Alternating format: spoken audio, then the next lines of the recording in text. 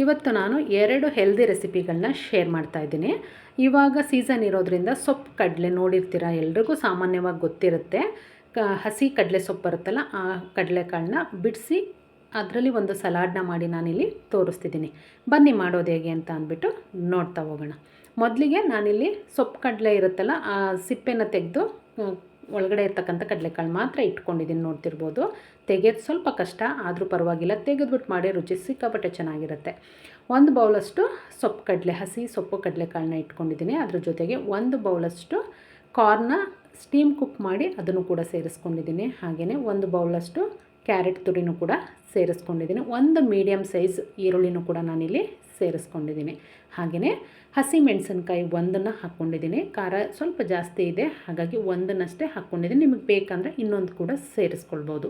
ಹಾಗೆಯೇ ಸ್ವಲ್ಪ ಕೊತ್ತಂಬರಿ ಸೊಪ್ಪು ಮತ್ತು ಕಾಳು ಮೆಣಸು ಪೌಡ್ರು 1/4 ಸ್ಪೂನಷ್ಟು ಹಾಕ್ಕೊಂಡಿದ್ದೀನಿ. ಹಸಿ ತೆಂಗಿನಕಾಯಿ ತುರಿ 1 ಬೌಲು, ಚಿಕ್ಕ ಬೌಲಲ್ಲಿ 1 ಬೌಲಷ್ಟು ಹಾಕ್ಕೊಂಡಿದ್ದೀನಿ. ಹಾಗೆಯೇ ರುಚಿಗೆ ತಕ್ಕಷ್ಟು ಉಪ್ಪನ್ನು ಕೂಡ ನಾನಿಲ್ಲಿ ಸೇರಿಸ್ಕೊಂಡಿದ್ದೀನಿ. ಎಲ್ಲ ನೀಟಾಗಿ ಮಿಕ್ಸ್ ಮಾಡ್ಕೊಳ್ಬೇಕು. ಸಿಕ್ಕಾಬಟ್ಟೆ ಕಲರ್ಫುಲ್ಲಾಗಿ ಕಾಣಿಸ್ತಿದೆ ಅಲ್ವಾ, ರುಚಿನೂ ಕೂಡ ಅಷ್ಟೇ ಚೆನ್ನಾಗಿರುತ್ತೆ. ಕಡಲೆ ಸೊಪ್ಪಿಂದ ಕಡಲೆಕಾಳನ್ನ ಸಪ್ರೇಟ್ ಮಾಡೋದು ಅಂದರೆ ಎಡಿಯೋದು ಸ್ವಲ್ಪ ಕಷ್ಟ ಅನ್ನಿಸ್ಬೋದು, ಬಿಡಿಸೋದು. ಬಟ್ ಮಾಡ್ಕೊಳ್ಳಿ, ರುಚಿ ಸಿಕ್ಕಾಪಟ್ಟೆ ಚೆನ್ನಾಗಿ ಅನಿಸುತ್ತೆ. ಬೆಳಗಿನ ಬ್ರೇಕ್ಫಾಸ್ಟಿಗೆ ಆಲ್ಟರ್ನೇಟಾಗಿ ತೊಗೋಬೋದು, ಅಥವಾ ಈವ್ನಿಂಗ್ ಡಿನ್ನರಿಗೂ ಕೂಡ ನೀವು ಆಲ್ಟರ್ನೇಟಾಗಿ ಉಪಯೋಗಿಸ್ಬೋದು, ಅಥವಾ ಡಿನ್ನರ್ ಜೊತೆಗೆ ಬ್ರೇಕ್ಫಾಸ್ಟ್ ಜೊತೆಗೂ ಕೂಡ ನೀವು ಇದನ್ನು ತಿನ್ಬೋದು. ರುಚಿ ಸಿಕ್ಕಾಪಟ್ಟೆ ಚೆನ್ನಾಗಿರುತ್ತೆ. ಅಂದರೆ ಕಡಲೆಕಾಳು ಹಾಗೆ ಬಿಡಿಸ್ಕೊಂಡು ತಿನ್ನೋಕ್ಕೆ ಚೆಂದ, ಅದ್ರ ಜೊತೆಗೆ ಇದಿಷ್ಟೆಲ್ಲ ಮಿಕ್ಸ್ ಮಾಡಿದ್ದೀವಿ ಅಂದರೆ ಇನ್ನೂ ರುಚಿ ಸಿಕ್ಕಾಪಟ್ಟೆ ಚೆನ್ನಾಗಿರುತ್ತೆ. ಸ್ವಲ್ಪ ನಿಂಬೆಹಣ್ಣಿನ ರಸನ ನಾನಿಲ್ಲಿ ಸೇರಿಸ್ಕೊಳ್ತಾ ಇದ್ದೀನಿ. ಇಲ್ಲ ಆಮ್ಚೂರು ಪೌಡ್ರ್ ಆದರೂ ಹಾಕ್ಕೊಳ್ಬೋದು, ನಿಂಬೆಹಣ್ಣಿಲ್ಲ ಅಂತ ಅಂದರೆ. ನಾನಿಲ್ಲಿ ಸ್ವಲ್ಪ ನಿಂಬೆಹಣ್ಣಿನ ರಸನ ಸೇರಿಸ್ಕೊಂಡು ನೀಟಾಗಿ ಮಿಕ್ಸ್ ಕೊಟ್ವಿ ಅಂತ ಅಂದರೆ ಸೂಪರಾಗಿರ್ತಕ್ಕಂಥ ಹೆಲ್ದಿ ರೆಸಿಪಿ ರೆಡಿ ಆಗುತ್ತೆ ನೋಡಿ. ಮಕ್ಕಳಿಗಂತೂ ಸಿಕ್ಕಾಪಟ್ಟೆ ಇಷ್ಟ ಆಗುತ್ತೆ. ಆ ಕಡಲೆಕಾಯಿ ಹಸಿ ಇರುತ್ತಲ್ಲ, ರುಚಿ ಚೆನ್ನಾಗಿರುತ್ತೆ. ಮಿಸ್ ಮಾಡಿದೆ, ಟ್ರೈ ಮಾಡಿ ಹೇಗೆ ಬಂತು ಅಂತ ತಿಳಿಸಿ. ಅದಾದಮೇಲೆ ಸಂಕ್ರಾಂತಿ ಹಬ್ಬದ ಎಳ್ಳು ಉಳ್ಕೊಂಡಿತ್ತು. ಸಾಮಾನ್ಯವಾಗಿ ಇದನ್ನು ಬೇರೆಯವರು ಬೇರೆ ಬೇರೆ ಥರನೇ ಉಪಯೋಗಿಸ್ತೀರ. ನಾನು ಹೇಗೆ ಉಪಯೋಗಿಸ್ತೀನಿ ಅನ್ನೋದನ್ನು ನಾನಿಲ್ಲಿ ತೋರಿಸ್ತಾ ಹೋಗ್ತೀನಿ ಬನ್ನಿ. ಮೊದಲಿಗೆ ಒಂದು ಕಡಾಯಿನ ಇಟ್ಕೋಬೇಕು. ಕಡಾಯಿಗೆ ನಾನು ಏನು ಎಳ್ಳು ಉಳಿದಿದೆ ಅದ್ರ ಜೊತೆಗೆ ಸ್ವಲ್ಪ ಡ್ರೈ ಫ್ರೂಟ್ಸ್ನ ಮಿಕ್ಸ್ ಮಾಡಿ ಉಂಡೆನ ಮಾಡ್ತೀನಿ. ಡ್ರೈ ಫ್ರೂಟ್ಸ್ ಉಂಡೆ ಆರೋಗ್ಯಕ್ಕೂ ಕೂಡ ತುಂಬಾ ಒಳ್ಳೆಯದು. ಮೊದಲಿಗೆ ನಾನಿಲ್ಲಿ ಒಂದು ಚಿಕ್ಕ ಕಪ್ಪಲ್ಲಿ 1 ಕಪ್ಪಷ್ಟು ಬಾದಾಮಿನ ಹಾಕ್ಕೊಂಡಿದ್ದೀನಿ. ಹಾಗೆಯೇ ಅದೇ ಬೌಲಲ್ಲಿ 1 ಬೌಲಷ್ಟು ಗೋಡಂಬಿ ಮತ್ತು ಸೂರ್ಯಕಾಂತಿ ಬೀಜ ಮತ್ತು ಪಂಪ್ಕಿನ್ ಸೀಡ್ಸ್ ಇಷ್ಟನ್ನು ಕೂಡ ನಾನಿಲ್ಲಿ ಸೇರಿಸ್ಕೊಂಡಿದ್ದೀನಿ. ನನ್ನ ಹತ್ರ ಈ 4 ಸೀಡ್ಸ್ ಇತ್ತು, ಹಾಗಾಗಿ ಇದನ್ನಷ್ಟೇ ಹಾಕ್ಕೊಂಡಿದ್ದೀನಿ. ನಿಮ್ಮ ಹತ್ರ ಇನ್ನೂ ಬೇರೆ ಯಾವುದಾದ್ರೂ ಇದೆ ಅಂತಂದರೆ ಖಂಡಿತ ಸೇರಿಸ್ಕೋಬೋದು. ವಾಟರ್ ಮೆಲನ್ ಸೀಡ್ಸ್ ಬರುತ್ತೆ, ಹಾಗೆಯೇ ವಾಲ್ನಟ್ಟು, ಪಿಸ್ತಾ, ಈ ಥರ ಸಾಕಷ್ಟು ಬರುತ್ತೆ. ಇದೆ ಅಂದರೆ ನೀವು ಪೋರ್ಷನ್ನ ನೋಡಿಕೊಂಡು ಹಾಕ್ಕೋಬೇಕಾಗತ್ತೆ. ಎಷ್ಟು ಎಳ್ಳು ಉಳಿದಿದೆ ಅದ್ರ ಮೇಲೆ ಇದನ್ನು ನೀವು ಮಿಕ್ಸ್ ಮಾಡ್ಕೊಳ್ತಾ ಹೋಗ್ಬೋದು. ನಾನು ತೋರಿಸಿದ್ನಲ್ಲ, ನಾನು ತೋರಿಸಿದಷ್ಟು ಎಳ್ಳಿಗೆ ಈ ಒಂದು ಪ್ರಮಾಣ ಸರಿಯಾಗಿದೆ. ಹಾಗಾಗಿ ಇದನ್ನು ಆದಷ್ಟು ಡ್ರೈ ರೋಸ್ಟ್ ಮಾಡ್ಕೊಳ್ಬೇಕಾಗತ್ತೆ. ಕಡಿಮೆ ಉರಿನಲ್ಲಿ ಮಾಡ್ಕೊಳ್ಳಿ, ಇಲ್ಲಾಂದರೆ ಬಾದಾಮೆಲ್ಲ ನೀಟಾಗಿ ಹುರಿದಿರಲ್ಲ, ಒಳಗಡೆ ಎಲ್ಲ ಹಸಿ ಇರುತ್ತೆ. ಹಾಗಾಗಿ ಇದನ್ನು ನೀಟಾಗಿ ಹುರ್ಕೋಬೇಕು. ಎಷ್ಟು ಚೆನ್ನಾಗಿರುತ್ತೆ ಅಂದರೆ ಇದು ರುಚಿ ಉಳಿದಿರ್ತಕ್ಕಂಥ ಎಳ್ಳಲ್ಲಿ ಮಾಡಿದ್ದೀವಿ ಅಂತಲೇ ಅನಿಸಲ್ಲ, ಅಷ್ಟು ಚೆನ್ನಾಗಿರುತ್ತೆ.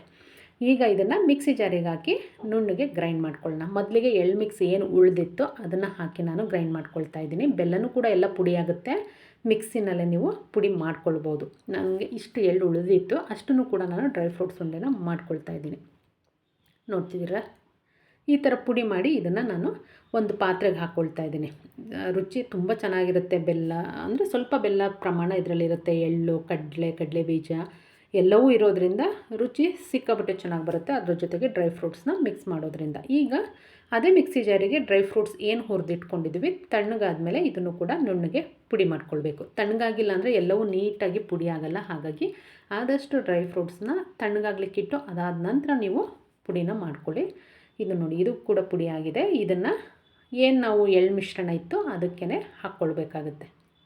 ನೋಡ್ತಿದ್ರಲ್ಲ, ಇದನ್ನು ಇನ್ನೂ ಬೇರೆ ಬೇರೆ ರೀತಿಯಲ್ಲೂ ಕೂಡ ಉಪಯೋಗಿಸ್ಕೋಬೋದು. ಅಂದರೆ ಸಂಕ್ರಾಂತಿ ಹಬ್ಬದ ಎಳ್ಳು ಉಳಿದಿರುತ್ತಲ್ಲ, ಅದನ್ನು ಪುಡಿ ಮಾಡಿ ಇಟ್ಕೊಂಡ್ರೆ ಬದನೆಕಾಯಿ ಎಣ್ಗಾಯಿ ಮಾಡ್ತಿರಲ್ಲ ಅದಕ್ಕೆ, ಅಥವಾ ಕೆಲವೊಂದು ಗ್ರೇವಿಗಳಿಗೆ ಯೂಸ್ ಮಾಡ್ಬೋದು. ನಿಮಗೆ ಯಾವ ಥರ ಯೂಸ್ ಮಾಡಲಿಕ್ಕೆ ಇಷ್ಟ ಆ ಥರ ನೀವು ಮಾಡ್ಕೊಳ್ಳಿ. ಆದರೆ ಡ್ರೈ ಫ್ರೂಟ್ಸ್ ಉಂಡೆನೂ ಕೂಡ ತುಂಬ ಚೆನ್ನಾಗಿ ಬರುತ್ತೆ. ನಾನು ಪ್ರತಿ ವರ್ಷ ಉಳ್ಕೊಂಡ್ರೆ ಇದೇ ಥರ ಮಾಡೋದು. ಹಾಗಾಗಿ ನಿಮಗೂ ಕೂಡ ಈ ರೆಸಿಪಿನ ನಾನಿಲ್ಲಿ ಶೇರ್ ಮಾಡ್ಕೊಂಡಿದ್ದೀನಿ. ಕೈಯಿಂದನೇ ಫಸ್ಟಿಗೆಲ್ಲ ನೀಟಾಗಿ ಒಂದು ಸಲ ಮಿಕ್ಸ್ ಮಾಡ್ಕೊಳ್ಳಿ. ಏಕೆಂದರೆ ಡ್ರೈ ಫ್ರೂಟ್ಸ್ದು ಪುಡಿ ಮತ್ತು ಎಳ್ಳು ಮಿಕ್ಸ್ ಪುಡಿ 2 ಸಪ್ರೇಟೇ ಪುಡಿ ಮಾಡಿರೋದ್ರಿಂದ ಒಂದು ಸಲ ಎಲ್ಲ ಕೈಯಿಂದ ಮಿಕ್ಸ್ ಮಾಡಿಕೊಂಡು ಸ್ವಲ್ಪನೇ ಬೆಲ್ಲದ ಪಾಕನ ಹಾಕ್ಕೊಂಡು ನಾವು ಉಂಡೆನ ಮಾಡ್ಕೊಳ್ಬೇಕಾಗುತ್ತೆ. ಈ ತಂಬಿಟ್ಟೆಲ್ಲ ಮಾಡುವಾಗ ನಾವು ಹೇಗೆ ಬೆಲ್ಲದ ಪಾಕ ಮಾಡ್ಕೊತೀವಿ ಅದೇ ಥರ ಸೇಮ್ ಬೆಲ್ಲದ ಪಾಕನ ಮಾಡಿ ಮಿಕ್ಸ್ ಮಾಡ್ಕೊಳ್ಬೋದು. ಇನ್ ಕೇಸ್ ಶುಗರ್ ಇದೆ, ನಮಗೆ ಬೆಲ್ಲ ಜಾಸ್ತಿ ಆಗುತ್ತೆ ಸ್ವೀಟು ಅನ್ನೋದಾದರೆ ಡೇಟ್ಸ್ ಬರುತ್ತಲ್ಲ ಅದನ್ನು ಸ್ವಲ್ಪ ಬೆಚ್ಚಗೆ ಮಾಡಿಕೊಂಡು ನೀವು ಮಿಕ್ಸಿ ಮಾಡ್ಕೊಂಡ್ರಿ ಅಂದರೆ ಪೇಸ್ಟ್ ಥರ ಆಗುತ್ತೆ. ಅದನ್ನು ಕೂಡ ಹಾಕಿ ನೀವು ಉಂಡೆನ ಕಟ್ಕೊಳ್ಬೋದು. ತುಂಬ ಚೆನ್ನಾಗಿ ಉಂಡೆ ಬರುತ್ತೆ. ಮೈಲ್ಡ್ ಸ್ವೀಟ್ ಇರುತ್ತೆ, ತುಂಬ ಏನು ಸ್ವೀಟ್ ಅಂತ ಅನಿಸಲ್ಲ. ಇಲ್ಲ ಬೆಲ್ಲದ ಪಾಕನೂ ನೋಡ್ಕೊಂಡು ಹಾಕ್ಕೊಂಡ್ರಿ ಅಂತಂದರೆ ಒಂದೆಳೆ ಪಾಕದಲ್ಲಿ ಅದು ಕೂಡ ತುಂಬ ಮೈಲ್ಡ್ ಸ್ವೀಟ್ ಬರುತ್ತೆ, ತುಂಬ ಏನಂತ ಅನಿಸಲ್ಲ. ನೋಡಿ ಸಿಕ್ಕಾಬಟ್ಟೆ ಚೆನ್ನಾಗಿರ್ತಕ್ಕಂಥ ರುಚಿಯಾಗಿರ್ತಕ್ಕಂಥ ನೋಡೋಕ್ಕೂ ಅಷ್ಟೇ ಚೆನ್ನಾಗಿರ್ತಕ್ಕಂಥ ಡ್ರೈ ಫ್ರೂಟ್ಸ್ ಉಂಡೆ ರೆಡಿನೇ ಆಗೋಯ್ತು. ನಮ್ಮನೆಯಲ್ಲಂತೂ ಎಲ್ರಿಗೂ ತುಂಬ ಇಷ್ಟ ಇದು. ಅಂದರೆ ನಾರ್ಮಲ್ ಡೇಸಲ್ಲೂ ಮಾಡ್ತಿರ್ತೀನಿ, ಅದಕ್ಕೆ ಇನ್ನೂ ಸ್ವಲ್ಪ ಬೇರೆ ಬೇರೆ ಏನೆಲ್ಲ ಇಂಗ್ರೀಡಿಯೆಂಟ್ನ ಆ್ಯಡ್ ಮಾಡ್ತಾ ಹೋಗ್ತೀನಿ. ಬಟ್ ಏನಿದೆ ಅದರಲ್ಲಿ ಮಾಡ್ತೀವಿ ನೋಡಿ, ಅದೇ ರುಚಿ ಬೇರೆ ಥರ ಇರುತ್ತೆ. ಹಾಗಾಗಿ ನೀವು ಅದೇ ಡೇಟ್ಸ್ ಕೂಡ ಹಾಕಿ ಉಂಡೆನ ಮಾಡ್ಕೊಳ್ಬೋದು. 2 ಥರದಲ್ಲಿ ನಿಮ್ಗೆ ಯಾವುದು ಅನುಕೂಲ ಆಗುತ್ತೋ ಆ ಥರ ನೀವು ಉಂಡೆನ ಮಾಡ್ಕೊಳ್ಬೋದು. ನೋಡಿ ಎಲ್ಲವನ್ನು ಇದೇ ಥರ ಉಂಡೆ ಕಟ್ಟಿ ಎತ್ತಿಟ್ಕೊಳ್ಬೇಕಾಗುತ್ತೆ. ಬೆಲ್ಲದ ಪಾಕನ ಹದ ನೋಡ್ಕೊಂಡು ನೀವು ಹಾಕ್ಕೊಳ್ಬೇಕಾಗುತ್ತೆ. ಇಷ್ಟೇ ಹಾಕಬೇಕು ಅಂತ ಏನಿಲ್ಲ.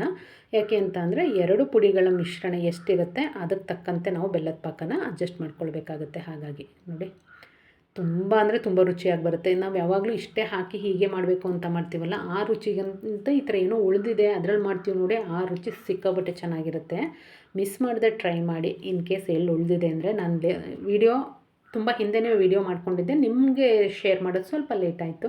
ಮೇ ಬಿ ಆಲ್ಮೋಸ್ಟ್ ಎಲ್ಲರ ಮನೇಲೂ ಖಾಲಿ ಆಗಿರುತ್ತೆ ಎಳ್ಳು, ಇಲ್ಲ ಅಂತ ಅಲ್ಲ. ನೆಕ್ಸ್ಟ್ ಇಯರ್ ಉಳಿದ್ರೆ ಈ ಥರ ಮಾಡ್ಕೊಳ್ಳಿ. ವಿಡಿಯೋನ ಕೊನೆವರೆಗೂ ನೋಡಿದ್ದಕ್ಕೆ thank you so much. Miss ಮಾಡಿದೆ ನನ್ನ ಚಾನಲ್ನ ಸಬ್ಸ್ಕ್ರೈಬ್ ಮಾಡ್ಕೊಳ್ಳಿ, ಲೈಕ್ ಮಾಡಿ, ಶೇರ್ ಮಾಡಿ, ಹಾಗೆಯೇ ಕಮೆಂಟ್ ಮಾಡೋದನ್ನು ಮರಿಬೇಡಿ. ಹೇಗಿತ್ತು ಅಥವಾ ನೀವು ಯಾವ ಥರ ಉಪಯೋಗಿಸ್ತೀರ ಸಂಕ್ರಾಂತಿ ಹಬ್ಬದ ಎಳ್ಳು ಉಳ್ಕೊಂಡ್ರೆ ಅಂತಕ್ಕಂಥದ್ದನ್ನು ನೀವು ಕೂಡ ಕಮೆಂಟ್ ಬಾಕ್ಸಲ್ಲಿ ತಿಳಿಸಿ. ನೆಕ್ಸ್ಟ್ ಇಯರ್ ನಾನು ಕೂಡ ಅದನ್ನು ಟ್ರೈ ಮಾಡ್ತೀನಿ. ನೋಡ್ತಿದ್ದೀರಲ್ಲ, ಇದು ಬಂದು ಇವತ್ತಿನ ವಿಡಿಯೋ ಆಗಿತ್ತು. ವಿಡಿಯೋನ ಕೊನೆಯವರೆಗೂ ನೋಡಿದ್ದಕ್ಕೆ thank you so much. Miss ಮಾಡಿದೆ ಟ್ರೈ ಮಾಡಿ ಹೇಗೆ ಬಂತು ಅಂತ ಅಂದ್ಬಿಟ್ಟು ತಿಳಿಸಿ.